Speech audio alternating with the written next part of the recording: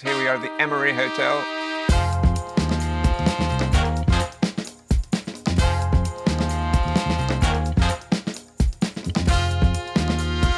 This man, straight from the train. I will not reveal that, but this man has a cocktail bar.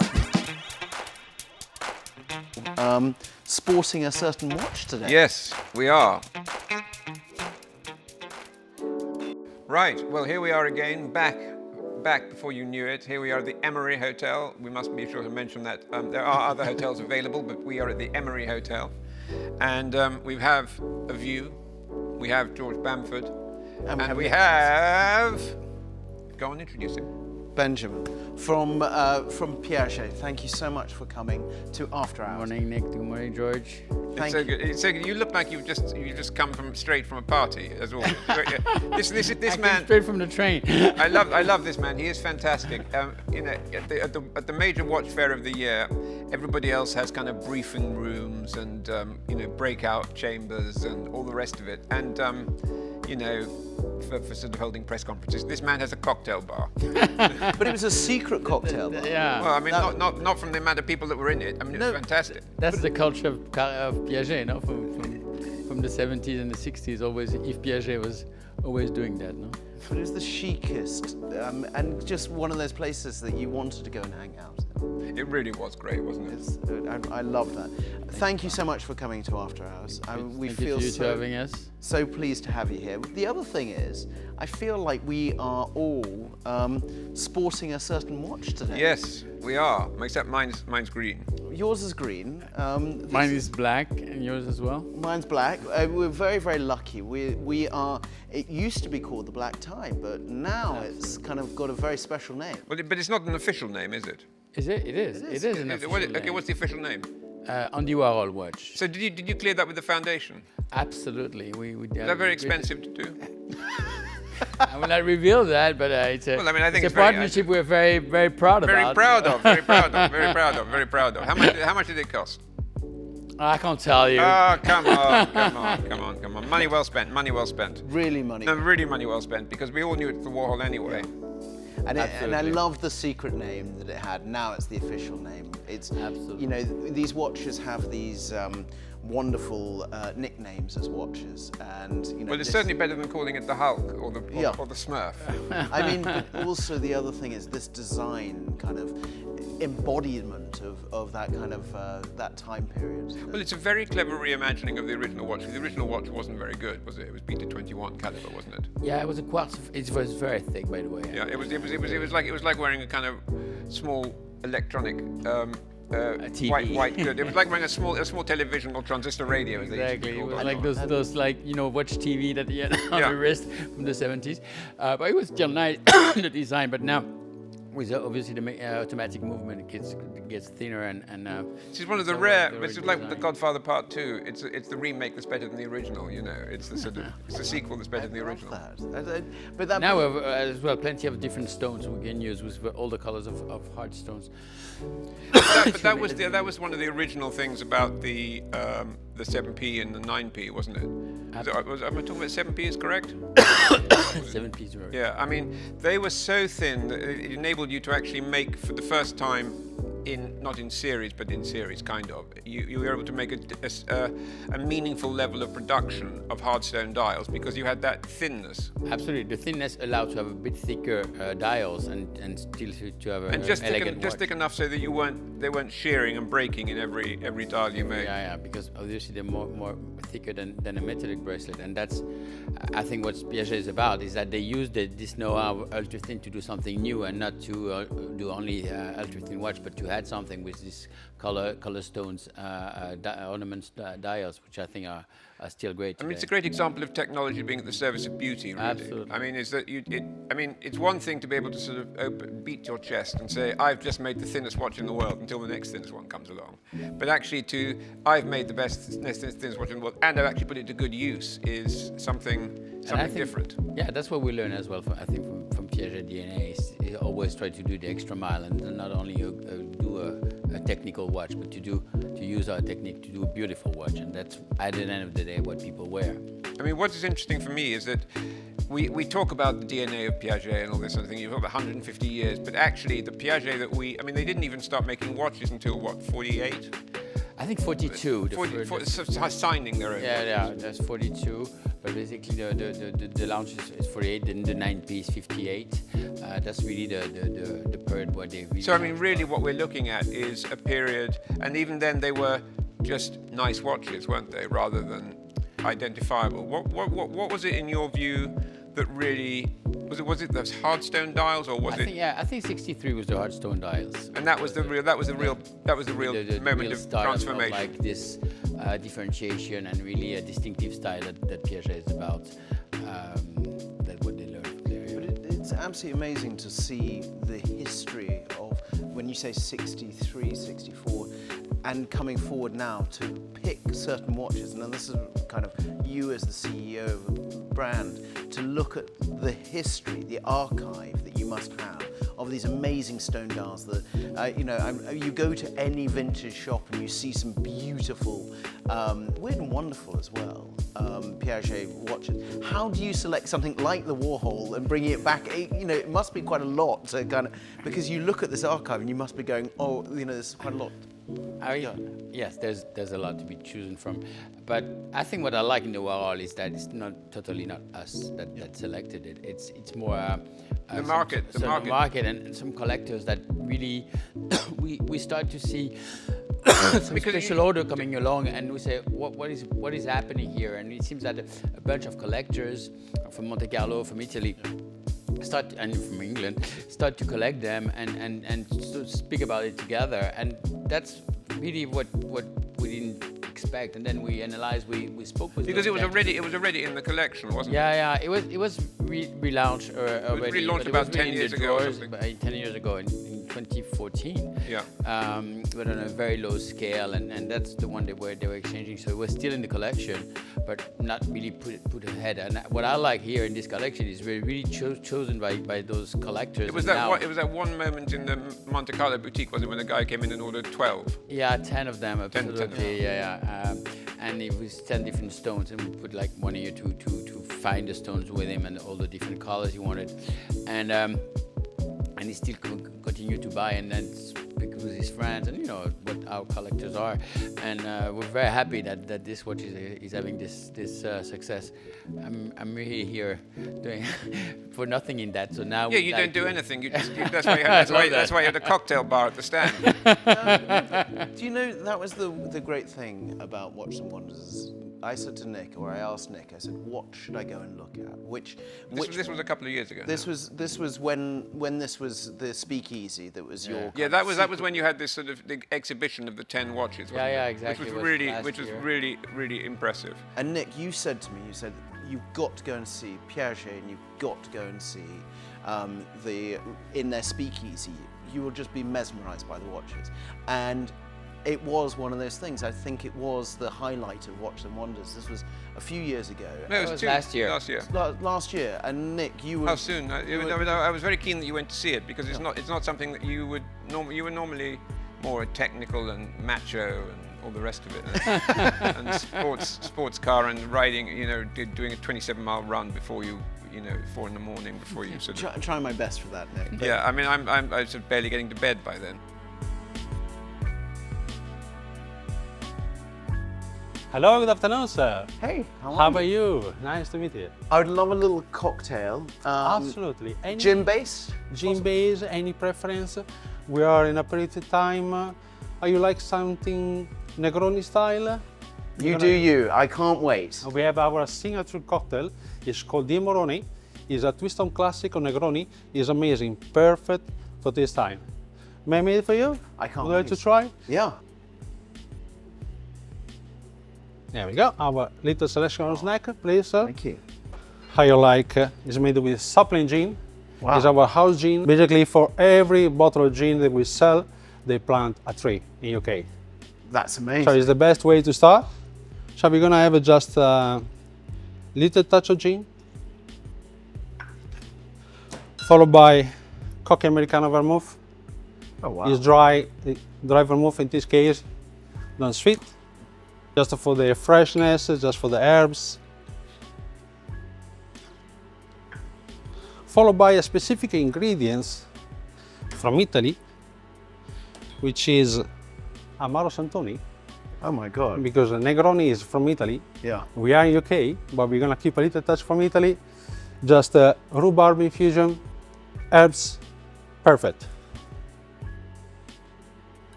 The last one, still from Italy, Miscelato del Cardinale, from grape. Little touch of grape in our Negroni, why not? This is going to be an amazing Negroni. Ah, well, is our signature, is one of the best cocktail that we do, one of the best, one of the most popular drink that we do at the Emory. A lot of people love it. I hope you're gonna enjoy it. I can't wait to taste it. How long did it take to create this cocktail? Because it must have taken a while to... Well, we have our team is really great in this. It took more or less 1 week to create the cocktail, just to find all the balance, ingredients, everything, because we want something perfect for our guests. We don't create just a cocktail à la minute. We do something every time special, fresh, It looks amazing. Thank you. I Thank can't you so wait to much. taste it. Oh, look at that. Amazing glass, block of ice, less dilution, so you're gonna enjoy your drink even if you stay longer.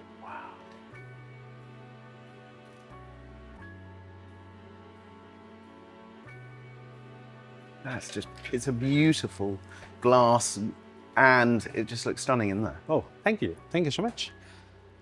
Little touch, just a lemon coin, Oh, wow. and your Moroni is ready. Please enjoy. Thank you very much. Welcome.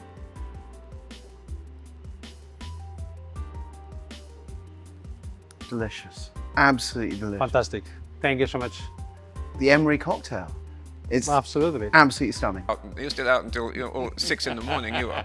But do you remember I took you, we had that marvelous moment at the Financial Times Business of Luxury Summit in Monte Carlo. Yeah. And where I tried to make him, because one of the beautiful things about Piaget was that it used to work only in precious metals.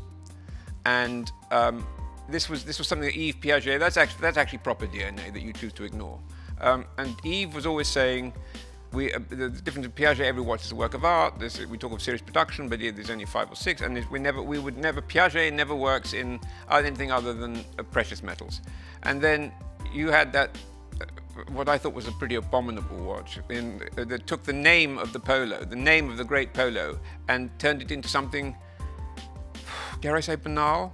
I mean, you're not going to. You actually made it look a bit better, but Trying. but it's how do you reconcile? I mean, apart from gently ribbing you, how do you reconcile the needs of a commercial brand, which it is? I mean, it's there to make money, keep people in work, support a region really like Haute-Fait, and the modern market demands, and also while still not just leaving enough of the DNA there so you can call it that, but actually building on the DNA and actually building the character of the brand. Yeah, I mean, what we're trying to do in the last years is to bring some more DNA in our products, and especially on the Piaget Polo watch, which you're mentioning, by adding hard stones, doing ultra thin skeleton, which was a specialty of the house, doing ultra thin perpetual calendar, and try to changing as well the bracelet to make it more Piaget with good runes on the bracelet. We also relaunched as a tribute the Polo 79, which is the original one, was not in the collection for a long time, but as well adapting to today's world, which is a lot of them were quartz, weren't they? Of course. Yeah, they were like 98% quartz, and there was like smaller 34 millimeters, and so we did a 38 millimeter with a 1200 movements from Lacoto. And I mean, I think again I thought that was a beautiful watch. Yes. Yeah, really. I really did, and I was really pleased that you actually brought back the polo. And actually, in a way, it made me less unhappy with the steel one, because at least people could see what the real one might look like had you continued to make it throughout rather than stop it. but making throughout. So it gives you an idea of what the Polo would have become had it been in continual production. So then I'm happy with that, because at least I can say this is what it should look like, and then this is what it, because I mean because the steel one does have its followers, I know. Yeah, it does. It does. There's a great market for them, and it's getting better and better. And the edition from this year is very successful. So we're very happy. We had some as well, some good runes on the dial to make me more like the original ones. That dial. So I have like a part of the DNA of the original was this sports watch. Because that dial was really taking from the original. Absolutely. And I loved that expression afterwards. It was amazing. But you've also done something absolutely kind of unusual about one of these watches. You've really have built up the demand, a vintage demand, on these watches. Have you built that up, or is that just built after up? the launch of this? People have come to recognize it a bit more. I mean, we didn't build it up. It was built naturally. But I think when you do products that ease into your DNA and looking like what people know about Piaget, I mean, all the vintage watches are getting more and more in demand. So I'm very happy about that. It's proof of the health of a brand that, as well as vintage products, are still successful. Well, it shows that there is a link between the past and the present that is actually strong. I mean, for years I was saying how wonderful Piaget was, and it seems that it is. I mean, I was actually right all along. Nick, you're always right. No, I mean, just the things that I'm wrong about, we're waiting to be corrected, I suppose. But it really is. Talking about the Polo, where, I know that you're kind of doing a bit of a reveal on the Polo today, but something new on the Polo. Yeah, we're continuing this thing about modernizing, but as well keeping the value of our Polo. So we will do our first ceramic watch with the Polo, but as well in skeleton as well, ultra thin. So respecting this culture of ultra thin, of skeleton, which is very, very strong in Piaget's story, but as well modernizing with a ceramic case. That's, I think, going to come out at the end of the month. So we'll be very, very happy about that. But also manufacturing it, getting that ceramic right, and to get it thin must have been a feat for your engineers to do. I tell you, I thought it was like an easy one to do. You thought, take the same watch and do it in a ceramic? Not at all, because to make it ultra thin, to have as well the polish and matte thing we had to do with ceramics is much different than from steel or gold. So we had to refine things to have like a caliber, and then as well two pieces of ultra thin ceramic pieces. It was very complicated to do, much more than what I thought. You thought, tick the box, we could do ceramic. Exactly. I mean, and I think it's that looks amazing. If you want to do something nice, you have to work on it. This is and luxury. I mean, this is actually what that watch probably should have been in the first place, rather than a kind of something. It was an attempt to kind of jump on the bandwagon of the integrated steel sports watch that was so popular at that time. Yeah, absolutely. Whereas actually, this is probably now what it should have been, which is like a kind of a laboratory for the more avant-garde, because I mean there is the avant-garde customer, and we mustn't forget the avant-garde customer. No.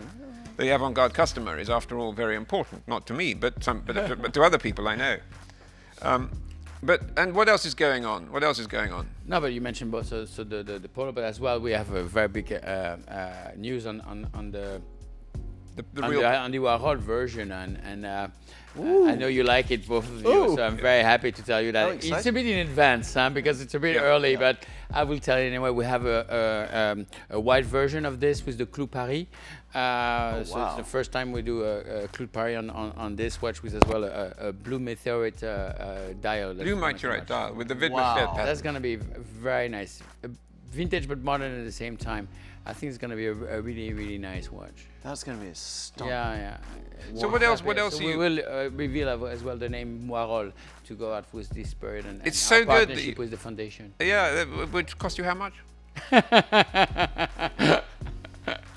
No, but Do you know, we're sitting here, we're wearing the Warhol in the Emery. There we go, I'm saying In the Emery. But what's amazing is that this is a watch that is becoming more and more universal on people wear it. You know, I saw one on someone's wrist that was wearing all denim, and I was just, I loved it. I love seeing Nick's with the green dial. They all feel very special, and it is a massive alternative to what I would talk about the standard dress watch. This is kind of something. Well, also what's great is that it was originally a big watch because the movement was so chunky. Yeah, exactly. So actually, it's sort of played your game right because it's actually.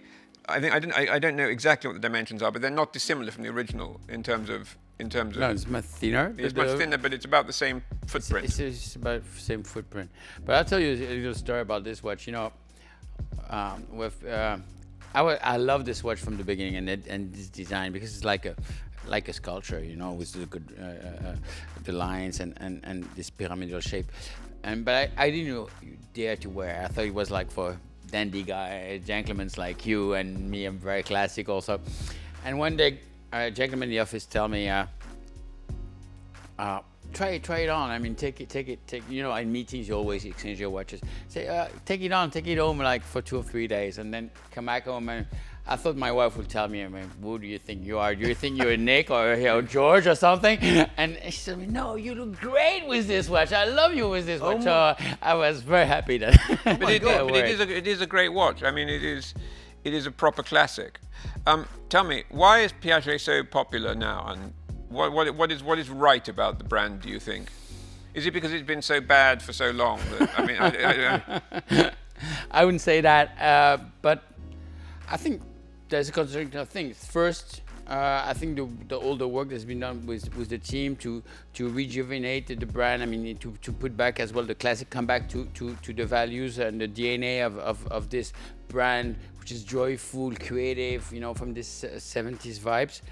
Is the first one. And second, I think the market is as well looking for something like that. We see that this not vintage, but as well 70s culture coming back into trend. So I think that the conjunction of the two puts Piaget back under the limelight here. So, but it's not a reaction where other brands have had, where if I can't get this, I will go to a lesser brand. Piaget has kind of stepped into a world of its own kind of, you know, of its own making, really. Yeah, I think that there was in the 70s a lot of this kind of work from all sorts of brands, but in a way that the curtain was raised really by Piaget, I think, on that. And I mean, I think that's one of the reasons.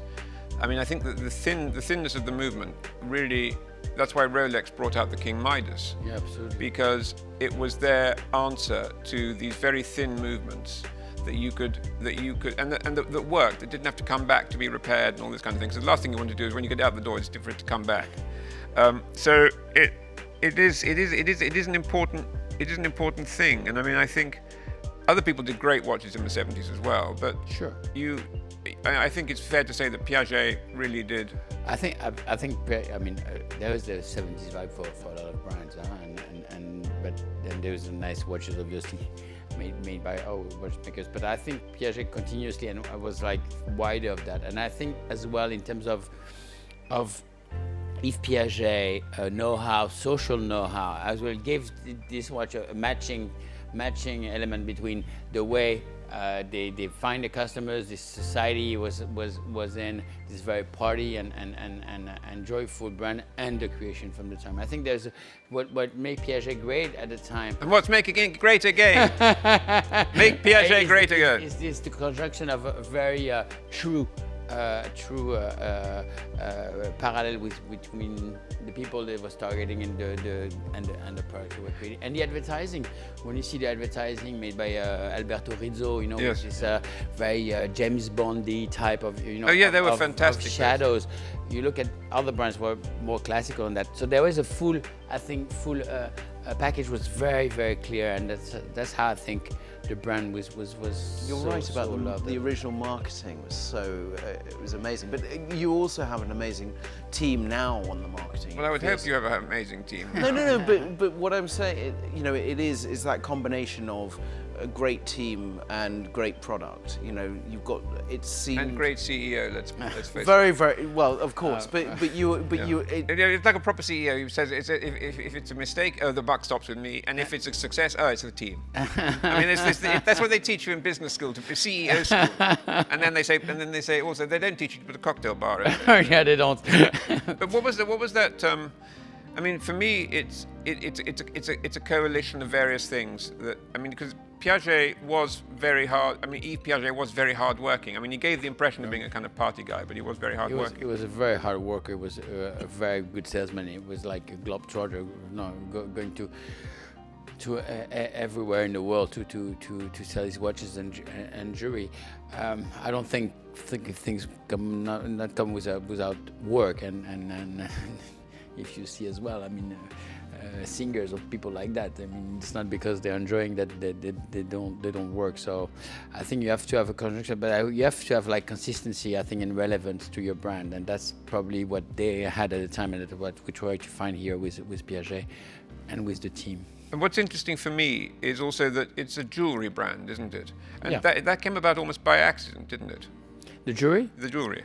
Yeah, the jewelry came in '59 with the opening of the first store. I mean, what they call a salon, and they had up like jewelry, which was like super rare, non-existing for any of the watch brand at the time.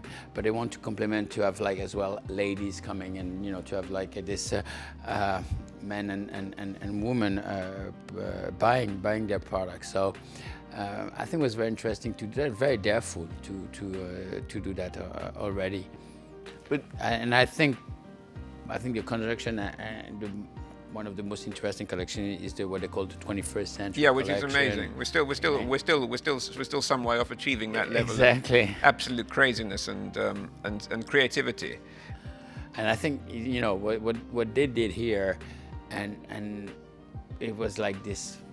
Cuffs, very creative cuffs, very creative watch necklaces, and what they did here, I knew it was still the designer like La Cotoffé in the mountains, but they would send the designers in Paris to have them for the fashion weeks to see the style and to be stylish, and as well they would have. I mean, I'm not sure. A Parisian brand would send their designers to fashion show. The world was so separated at the time, and as well he would have drawn, and I think you saw that maybe in exhibition, would have drawn the necklaces or the cuffs on advertising, fashion advertising, to see how it would fall and to see how chic would be. It was very innovative at the time, because I mean we joke about, I don't joke about it, but the people say Switzerland's quite conservative. But I mean, imagine what it was like 50 years ago. Absolutely. So, and imagine like sending those people to Paris from La Cotoffé. I mean, that was like a spirit of openness that I think was very rare at the time.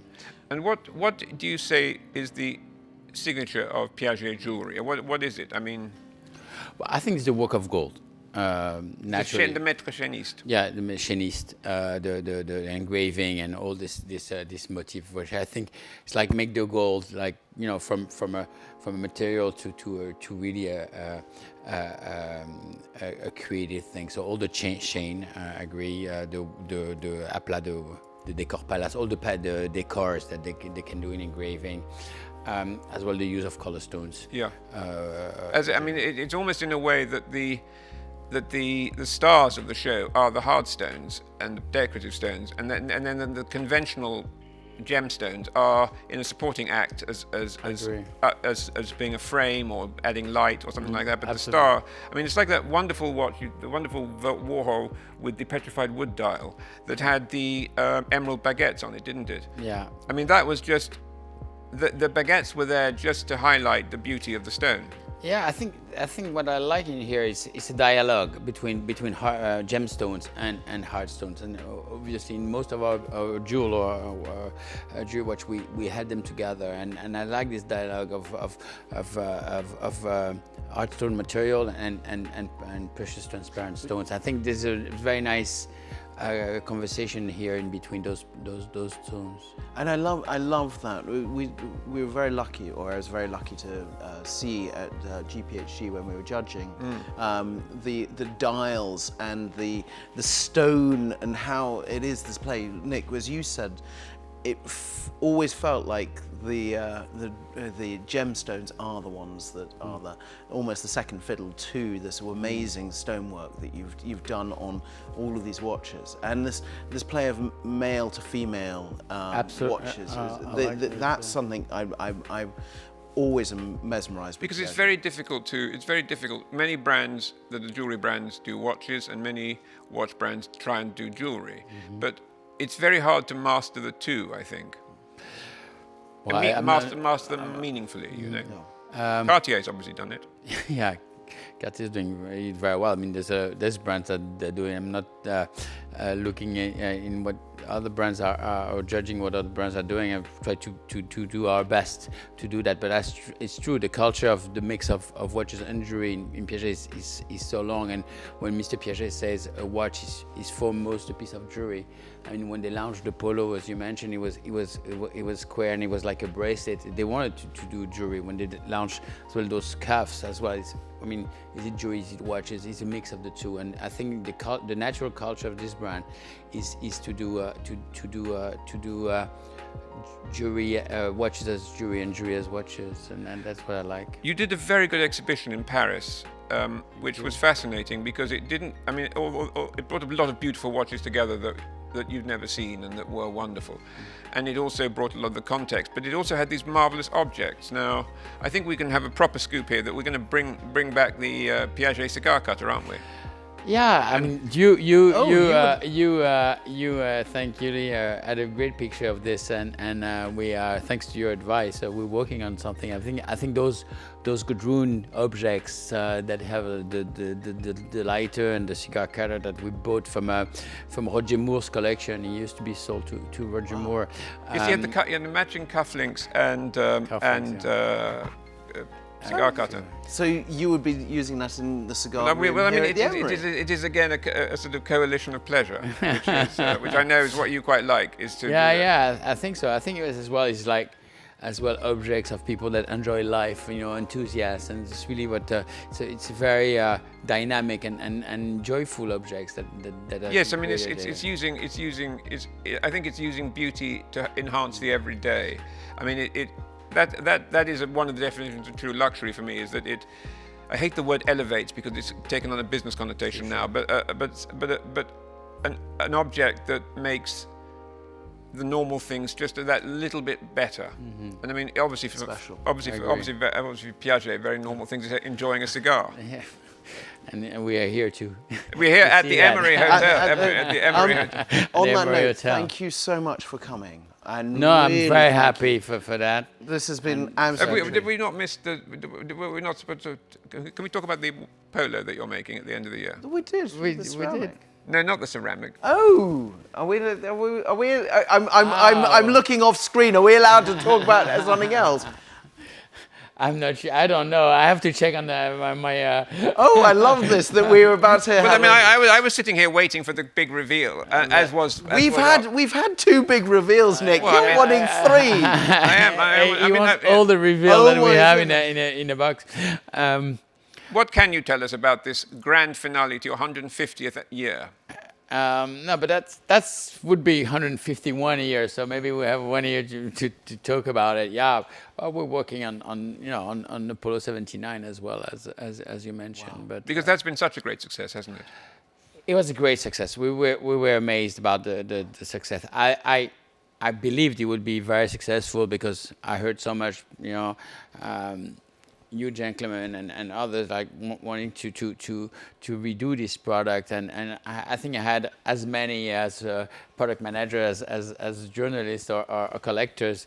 You should do it this way or this way or this way, and the one we finally did was very successful, and we're very happy. So now obviously want to enhance and continue the story around that. That's what we like. I can't wait Make to see Piaget what's great again. But it is already great, so thank you so much. Thank you for so coming. much, Nick. Thank you so much, Great George. seeing you. Great seeing you. You have great Thank you. watches. Thank you so much. Continue and for all your support.